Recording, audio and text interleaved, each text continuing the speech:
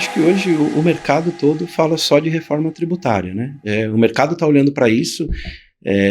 Tem quem diga que é a tese do milhão do mercado contábil, né? A oportunidade que os contadores têm de realmente ganhar dinheiro, de mudar esse status quo que a gente falou lá atrás, de ficar naquilo, não, isso aqui tá bom, né? Eu acho que o principal ponto é olhar para isso, é se olhar como consultoria de fato, né? A gente fala, não se olhar como um escritório ali que vai entrar focado em atender os problemas. Eu sei que no começo é difícil, né? É muito difícil no começo, você tem que tomar a decisão em cobrar barato para ter mais um cliente ou não. Não vou ser hipócrita se falar que já não tomei decisões assim no passado, mas eu acho que é muito olhar a postura da consultoria, né? Como é que eu me posiciono no mercado, e aí acho que o marketing ajuda muito nisso, sim, né, Matheus? Aí você tem mais propriedade que eu para falar, mas sim, como eu, começando no mercado, eu vou me posicionar, o que eu consigo entregar para o empresário diferente de quem está no mercado, né? Porque o mercado hoje está se posicionando muito no sentido de preço, a gente vê muito isso na contabilidade, né? Muito sim, preço.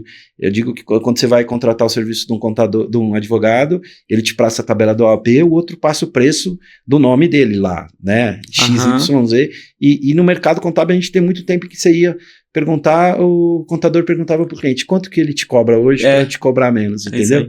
Então era muito difícil. Então saber se posicionar como um consultor de negócio e parceiro do cliente, alguém que vai realmente, né, e se estruturar para que você consiga fazer isso, para que você não fique preso no processo, em ficar fazendo tarefas repetitivas. Acho que a primeira coisa para quem vai começar um negócio é entender, eu não posso entrar, no começo é difícil, né, mas se eu fizer o operacional, eu não vou conseguir olhar para a estratégia do meu negócio, né? Acho que muitos empresários que já passaram aqui falaram muito disso, né? O meu escritório cresceu a partir do momento que eu olhei só para a gestão e parei de olhar para o operacional, né? Então a gente tem que, acho que para começar hoje, e por tudo que tem, você tem muita tecnologia que pode te ajudar, né?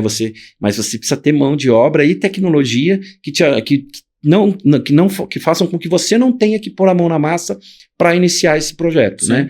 Começar de uma forma que você consiga sempre olhar para o negócio, definir um plano de ação, fazer um planejamento estratégico, onde eu estou, como você falou, onde eu estou hoje, onde eu quero chegar no primeiro ano, no segundo ano e como é que eu faço para chegar lá. Sim. Você falou uma coisa que me chamou a atenção antes sobre a reforma tributária, né? Essa mudança, talvez, de posicionamento do contador. E sempre que o mercado muda, uma peneira que a gente joga para cima, vai cair alguns, vão ficar outros, né? Você acredita num contexto onde a gente talvez tenha novos escritórios, talvez, que vão crescer, vão ganhar muita grana com isso, talvez vão ser novos contadores milionários aí a partir da reforma tributária? Se sim, o que você acha que eles vão fazer que vai... O que você acha que vai aproximar os contadores que vão ganhar dinheiro na reforma tributária disso? O que esses caras farão daqueles que talvez até mesmo, talvez nem sobrevivam a isso? No seu ponto de vista, o que divide aí o joio do trigo?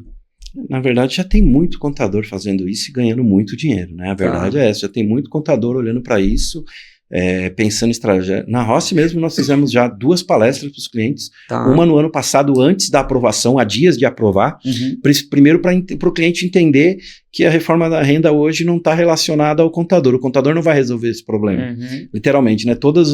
O que a gente teve aí desde quando iniciou o projeto SPED lá atrás do governo, né, com a NFE, sempre era assim, é uma obrigação nova, meu contador vai refazer, vai resolver, vai entregar, eu não preciso me preocupar. Agora não, a reforma está muito mais voltada para a gestão do que para a contabilidade, né? O empresário precisa ter uma visão de gestão. O mercado todo, como fala, quem vai sair melhor da reforma tributária ao final é quem tiver o melhor modelo de gestão, não quem tiver a melhor contabilidade. O que seria isso na prática, assim, para quem está nos ouvindo? O que é ter o melhor modelo de gestão? São empresas estruturadas que possuem, por exemplo, primeiro, um software para controlar as contas, né? Que possui uma estrutura ali de controle financeiro, gerencial, né?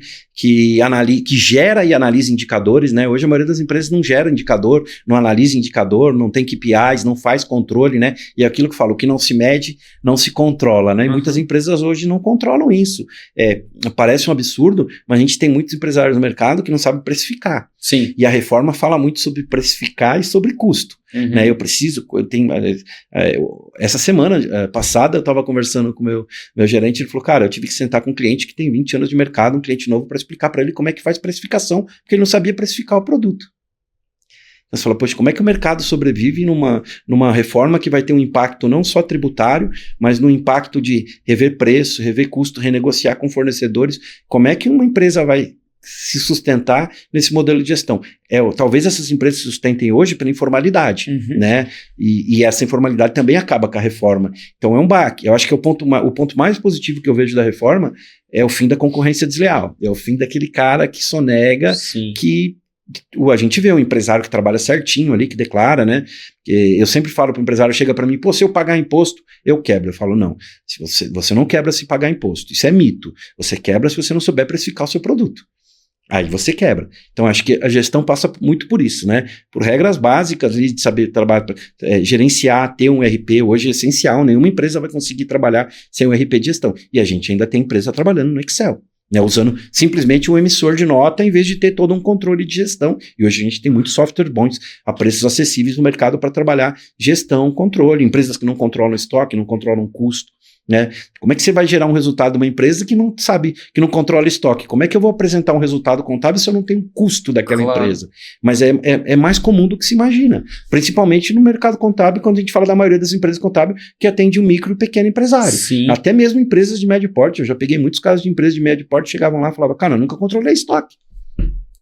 Como é que um cara tem gestão se ele não controla o estoque, se ele não sabe quanto que ele tem de ganho, não tem margem, não tem ponto de equilíbrio, não tem nada. Então gestão passa por ter controle de todos os indicadores, realmente de profissionalizar o seu negócio. Eu acho que as empresas que não profissionalizaram os seus negócios não vão sobreviver à reforma, porque elas não vão conseguir chegar no momento em que elas vão ter, porque para quem vende para a grande empresa já está se movendo, já está questionando o regime tributário. Ela tem mais autonomia, né? Ela já está questionando o regime tributário. A gente já teve casos de clientes que simplesmente o grande chegou e falou para ele, ó, a partir de janeiro eu não compro de você porque você é simples nacional. E nem perguntou se ele ia se adaptar. Não vou. Eu já tenho outro player no mercado que me atende, estou com você e você não vai conseguir competir com esse player.